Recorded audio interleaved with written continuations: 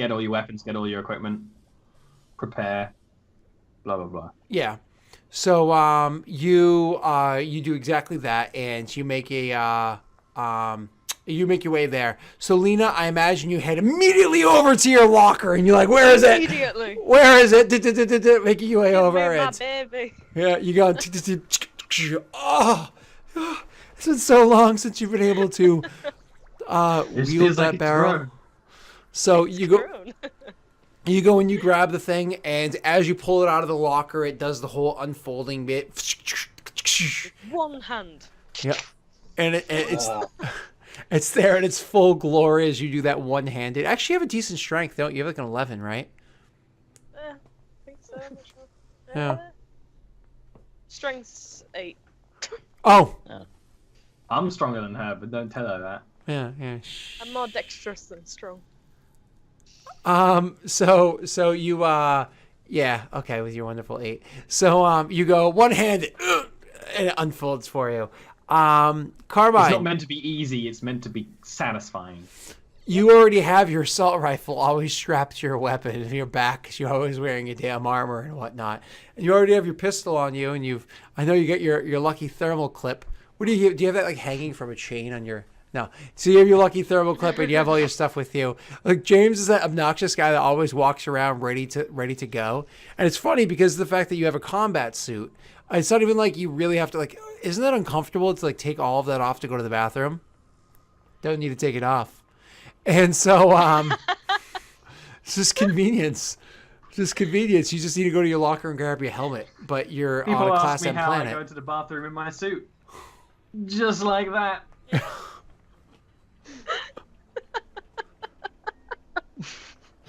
Oh, there was such a God. The Marines That are is so the crass. that is the worst. That is the worst Marvel movie made so far since the new MCU. Like it. And that is that line is one of the reasons. Oh God. It's funny though. Oh, it's funny in this situation, but it's just painful. All right. So, anyways, do you head straight to the requisitions officer instead? What you mean, like before leaving the ship? Before leaving the ship, you don't need to go get anything aside from maybe your helmet, but you're in a Class M ship. Do you, instead of heading straight to the locker room, do you head to the requisitions officer? Yeah, sure. I'll pop by Julia, see what she has. You know, anything good, anything new, anything needs testing in the field. I'm the man. Okay. So first thing you're going to do is roll for me for the time that you've spent hanging out with Julia, getting to know her, trying to be charming. Roll for me a talk charisma check, please. Okay. A 6 is not bad. A 6 is like a low tier success. It's a success for like easier things. So you've established a relationship in the sense that you guys are know each other's names. You know how long you've worked in the military. You know, things like that. Just like basic routine conversation.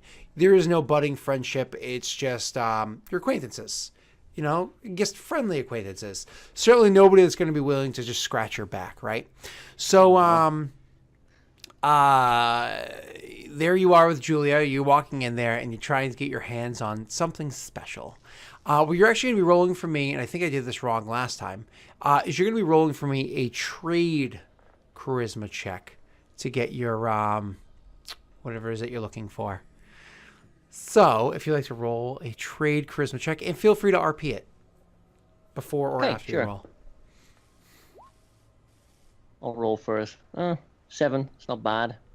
So I walk up and I'm like, "Hey." So we've talked a bit before, you know. We've probably talked about like all the gear that I have.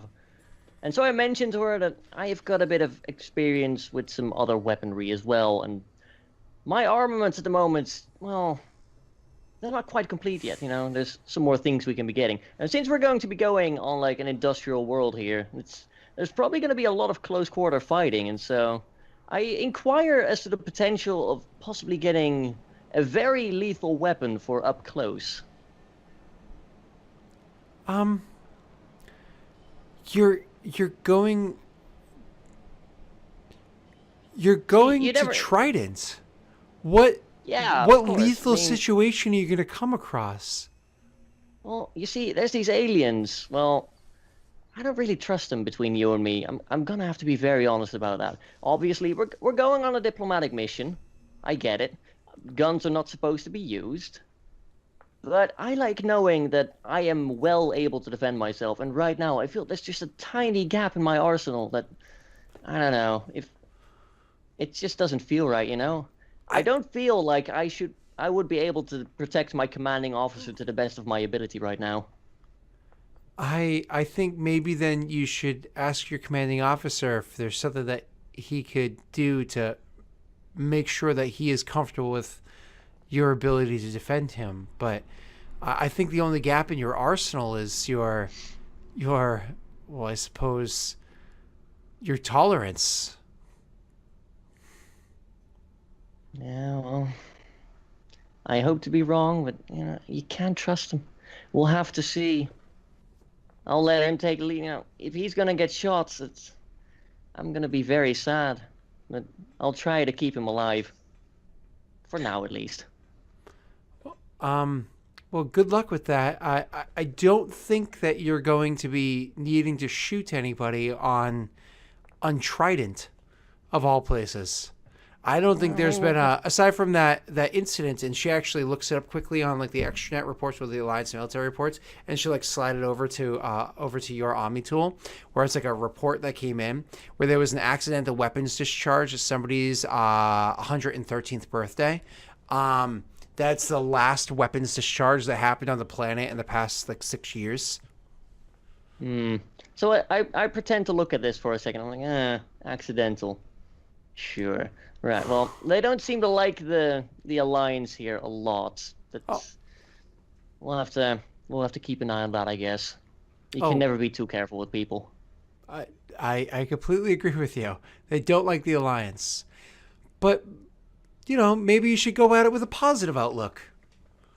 Maybe if you walk in with too many weapons, that would fulfill their concerns of the Alliance, and it's just going to make things go poorly. I tried the positive side once. It didn't work out very well. What's your description of the positive side? She asks, like looking at a train wreck. I'm just gonna smile, and I bid her adieu. Nice. You just gotta smile and walk away. Oh God. I mean, I do have a scar on my face, so. You do have a scar on your face. So you guys are making your way. So funny. You guys are making your way to the. Do you go and grab your helmet on the way, or do you like try to jog there and get your helmet quick, or you just head straight out to meet up with the NCO? I'm not rushing. I'm just gonna get my helmet in a calm, collected manner. Just go. I don't think I said you were Russian. I think you're Dutch, right? I don't rush. I'm very calm. Besides, it's joke. Navy boy, you know. If it was anyone more important, like a Marine or something, I'd probably have a faster pace. But as it stands, no. I'm just gonna calmly see. Do I have everything? Can I get something? I couldn't get anything, so I'll just go get my helmet now in a calm manner. You know, no rush. Okay. So Lena meets you at the where it is that you're going to be leaving and getting onto this planet itself. The planet is 1.1 Gs, so it's up to you guys. And if you've dealt with other gravities before, while you're still on your ship, you're only experiencing 1 G. Exactly 1 G. Because of the way that the fields and everything on the ship are designed, they can both add and reduce gravity on the ship itself from your perspective until the hatch opens up that lets out into the rest of the planet. So it's up to you as to whether or not you've dealt with more than just, because you would have little to no experience with 0 G or extremely low, extremely high G in general. But like that 0.1, 0.2 difference, totally feasible, up to you. But so you guys are there. Lena comes walking up. She has strapped to her back this massive fucking sniper rifle. It is quite a beauty. It's actually not newly designed, which I think this is something that what's his name appreciates. Rockwell appreciates. It is not a brand new sniper rifle. It's clearly one of the older models, but just with a quick glance at it, you can see a bunch of retrofits on there to make sure that it is certainly stayed up to par. for usability, and it's strapped to her back, and she walks comfortably with it, despite the fact that it takes up a considerable amount of space. Almost as if it went there. As if it weren't there. And so she comes walking up, and you guys see each other, and I don't know, do you give him like the nod or do you say anything to him? Okay. Maybe. Yeah, I was like, what? I look at the sniper. Oh Sniper no rifle a second, just bang it up. You're not You guys, there yet. you guys You are wait. late, You sir. guys wait like 3 or 4 minutes, and then finally making his way nice and easily around the corner. Clearly very late to the meeting. Nice and easy around the corner comes walking James Carbine with his helmet under his arm. Do you guys all have your helmets too? And if so, do you like attach them somewhere on you so they're quick to grab, or do they disappear into nothingness like Poopy Baby Pants Shepard's helmet does, or do you like walk with it on your arm? Mine's in here. What about you, Lena? On. What? Mine's on. Oh, you actually have your I helmet probably have on, but with mine the on as visor well, up. yeah. Okay. Yeah, she's always prepared. Okay. What were you I saying? would point out that Carmine is 5 minutes and 22 seconds later than he should have been if he arrived at a reasonable pace from the pinged location. Yeah, well, I had to go look if I can get some more weaponry. He looks at the weapons you already have and doesn't comment exactly, but he doesn't like actually turn his nose up. He's just like, okay. It's almost a reasonable response, yeah. Yeah, I just sort of look at him and just totally bland, just say, well, some of us only need one.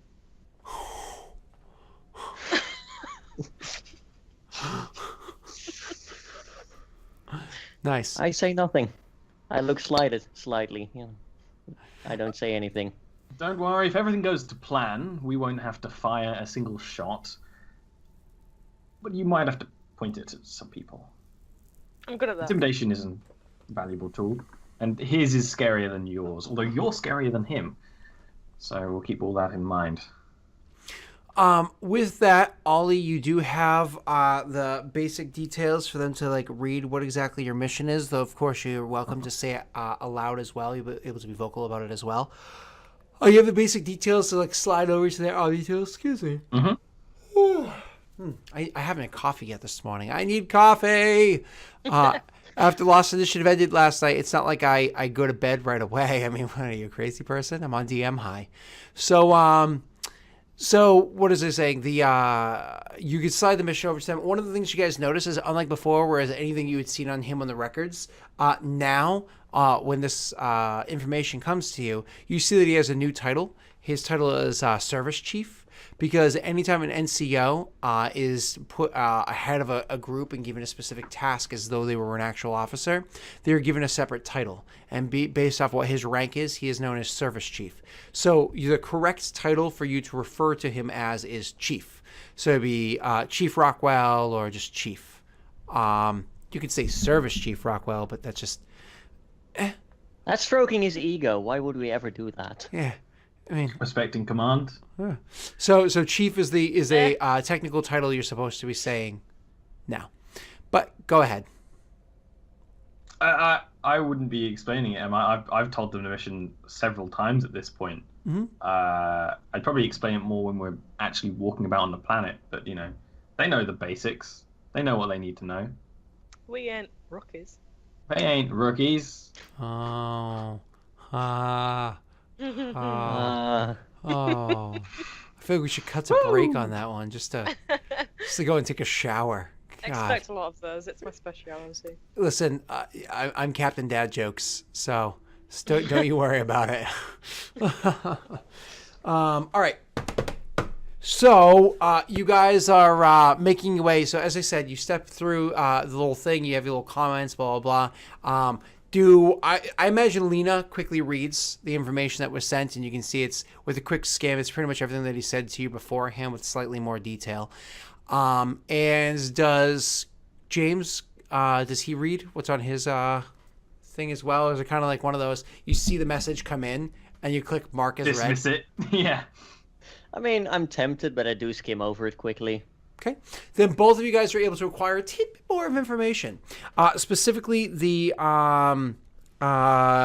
peoples that do the most of the trading here, the ones that you're supposed to go and introduce yourselves to, and just kind of like you're not there necessarily to make a trade. You're there to just make contact and meet with people. You're just trying to introduce yourself to others for the first time ever. It's introductions and all that. It's the Karlok clan of the Volus is who it is that you're supposed to be there with. And the Karlok clan, what they're specifically looking for, what they're trying to purchase, is when the Ezo is mined, the Ezo is like sifted out and removed, that dust for us to take, and of course the humans are keeping it. It's so fucking valuable. They're not just immediately selling it to the Volus. They have other things that they want to do with it, right?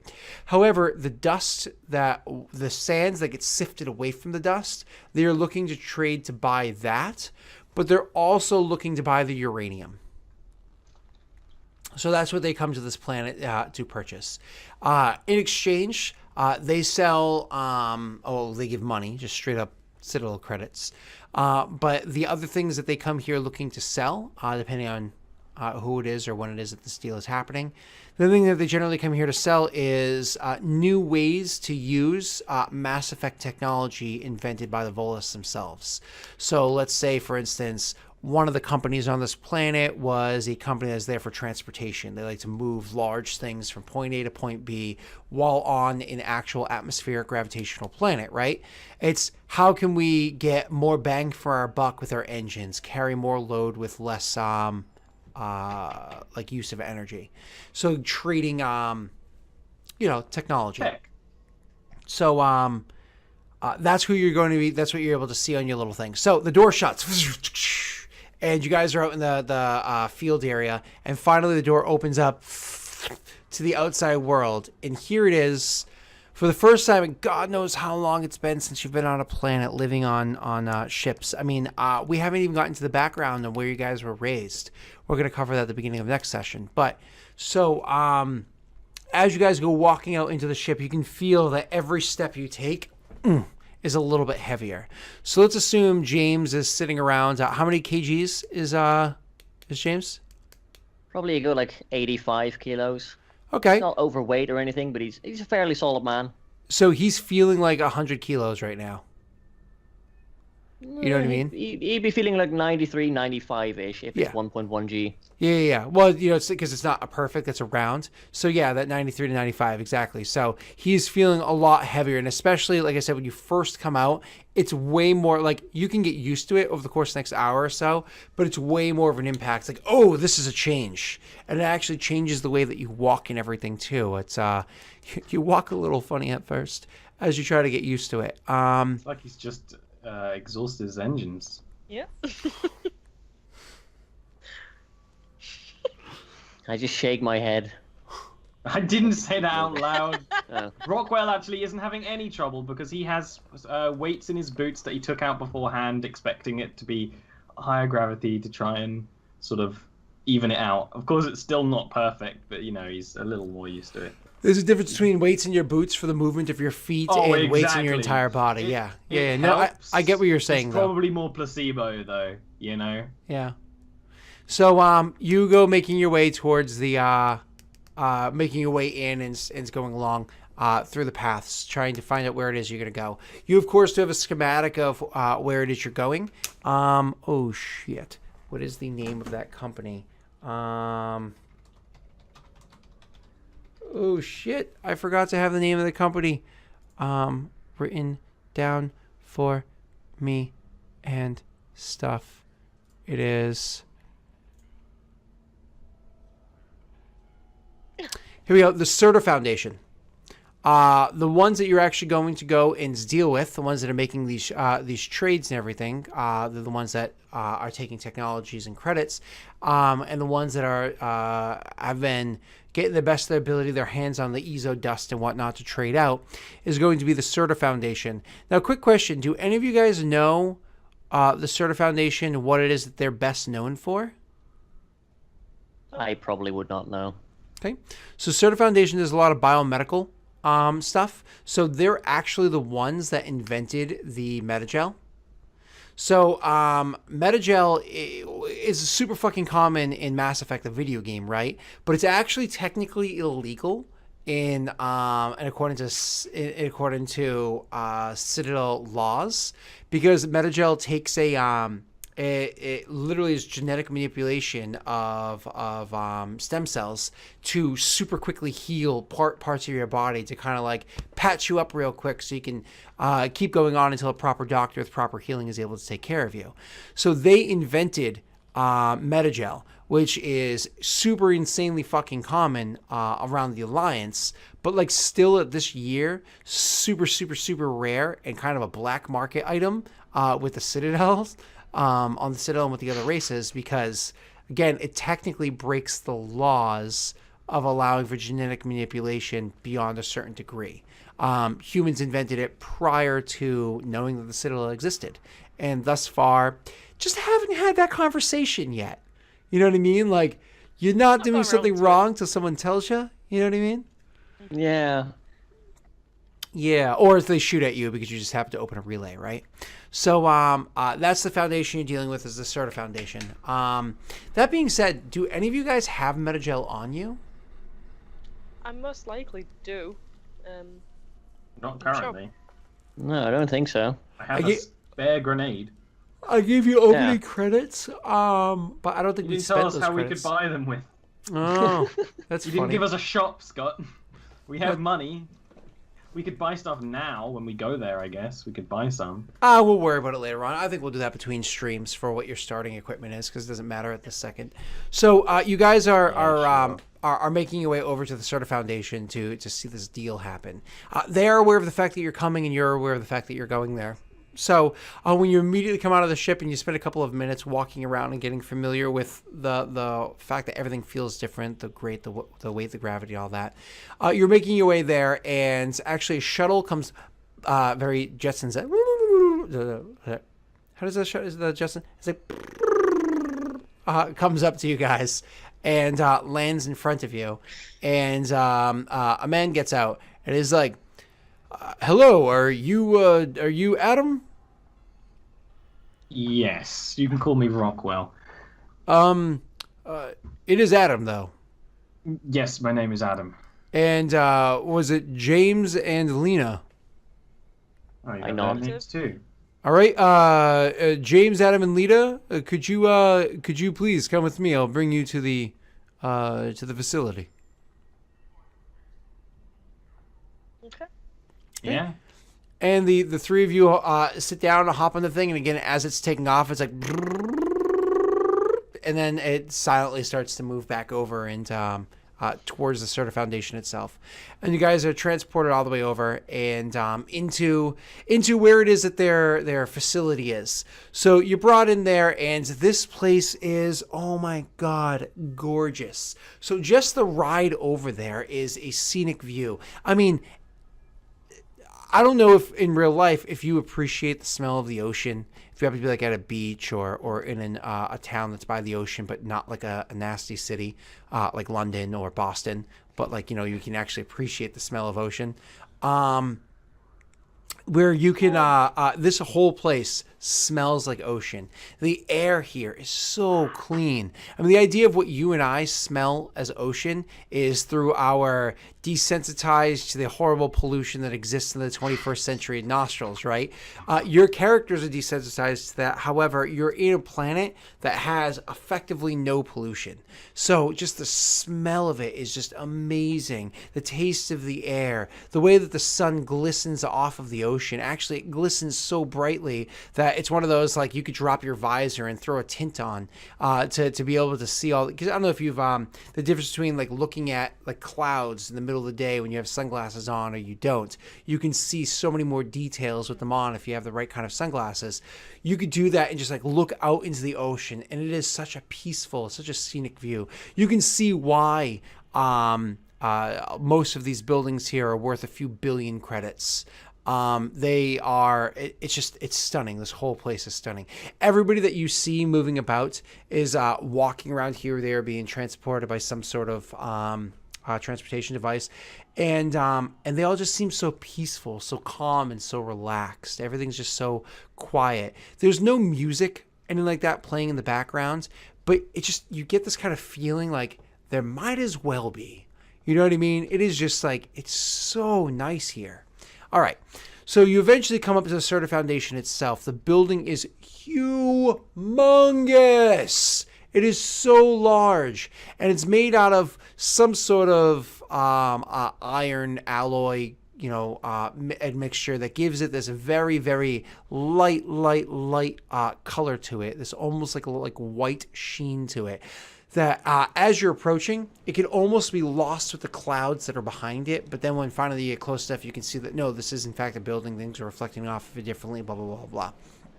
And when you finally get near the front doors, you can see the large Serta Foundation S, which is this like huge curving S that has inside each one of the loops these 3 green posts that come off of it and end in a bit of a nodule. So you do see the Serta Foundation S, and they bring you over to where it is, silently flying up and then doing the whole landing to the ground, where your characters are able to get out, and they're like, Adam, Lena, and James, this is where you would like to go. Thank you. Yeah, just get out and go, I guess. Okay. Yeah. As Do you we guys, have is there someone we should be meeting? oh, they'll take care of you inside. Things are already set to take care of you. Thank you for your That time. doesn't sound ominous. No, that's... You just haven't dealt with corporations before. This is No, all I don't say that Mars out loud. Mars is all corporations. So I hear that and make note.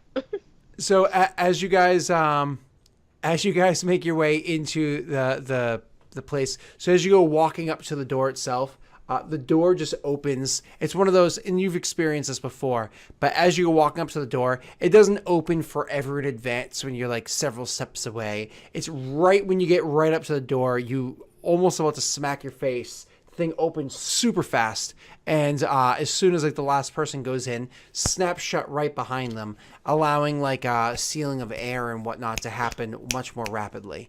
Now that's designed for, efficiency because of that. However, these doors are about 2.5 stories tall. So efficiency is obviously not something that they care about, but it's still the same thing. You walk up to it, you're about to bash your face and it opens up for you. As you guys go in and into the Serta Foundation main area, I mean, I'm not going to sit here and waste your time describing all the details of the Serta Foundation, but it is large. It is beautiful. It's ginormous. Again, it's made out of that like really, really light colored white steel or whatever type of iron admixture it is. And so you see that all around. There's windows fucking everywhere. There's so many windows all around, so you can see the gorgeous views everywhere. There's so much beauty that you can find. And some areas of windows, if you choose to walk up to it, so you kind of like walk off to the sides to glance down and be like, oh, there's the ocean, and oh, there's the sky. As you walk up to it, all of a sudden a holo display appears before you, and it's nice bright yellows to burnt oranges, that color arrange, pops up, and it immediately starts like pointing out different areas where you should look. So it's like one will pop up and bink, and it'll show something, and it'll give like a little blurb about it, and then you can kind of like swipe past it or wait long enough that it'll on its own rotate to highlighting on something else, a little blurb about it. So it'll talk about, like, let's say, oh, if you look over in this direction, you should be able to see as the clouds pass the moon at all times of day. And it's like, oh, you do see that, and it's a little information like, oh, the moon that actually sits there is linked with the rotation of the planet, so it can be seen at all times of day in that same exact spot from dawn until dusk and dawn again. Things like that. Can I do what Lena would always do and be suspicious? Just get a lay of That the room. fucking moon. That moon's there for a reason. It is. Not the moon. Where we are. Watching. Can't trust moons. Watching. Yeah, so why don't you do me a favor? Make me a perception wisdom check to look around at the peoples around you.